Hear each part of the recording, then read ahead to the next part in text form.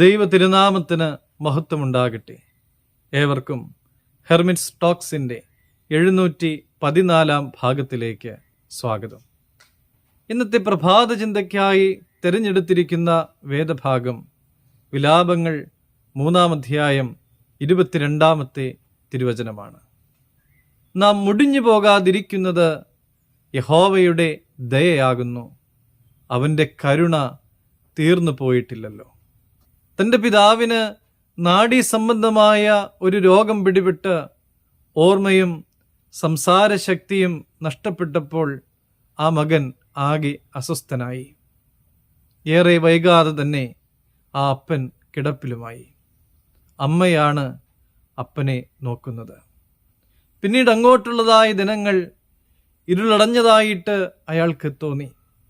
കാരണം സാമ്പത്തികമായ ബാധ്യതയുണ്ട്. അപ്പനെ നോക്കുന്ന അമ്മയുടെ ആരോഗ്യസ്ഥിതി എല്ലാം അയാളെ അലട്ടി.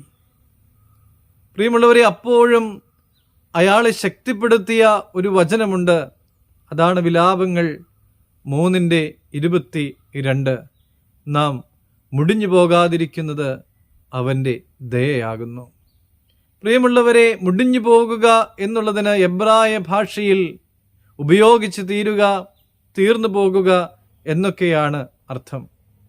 പ്രിയമുള്ളവരെ, ദൈവത്തിൻ്റെ സ്നേഹം മുമ്പോട്ട് പോകുവാനും മുമ്പിലുള്ളതിനെ അഭിമുഖീകരിക്കുവാനും നമ്മെ ശക്തിപ്പെടുത്തുന്നു. പരീക്ഷണങ്ങൾ ഒത്തിരിയുണ്ടാകാം, എന്നാൽ അവയ്ക്കൊന്നും നമ്മെ തകർക്കുവാനായിട്ട് സാധിക്കുകയില്ല. കാരണം ദൈവത്തിൻ്റെ സ്നേഹം അത്യധികമാണ്.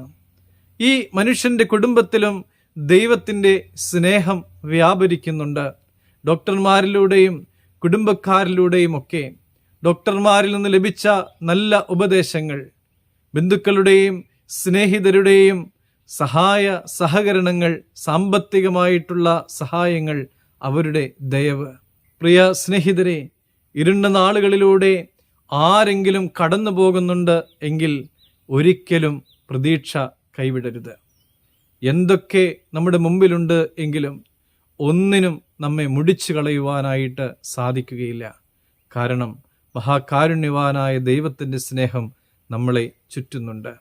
ആ സ്നേഹത്തിൻ്റെ തണലിൽ നമുക്കെല്ലാവർക്കും ശരണപ്പെടാം. ദൈവം കൃപ നൽകട്ടെ. ദൈവം അനുഗ്രഹിക്കട്ടെ.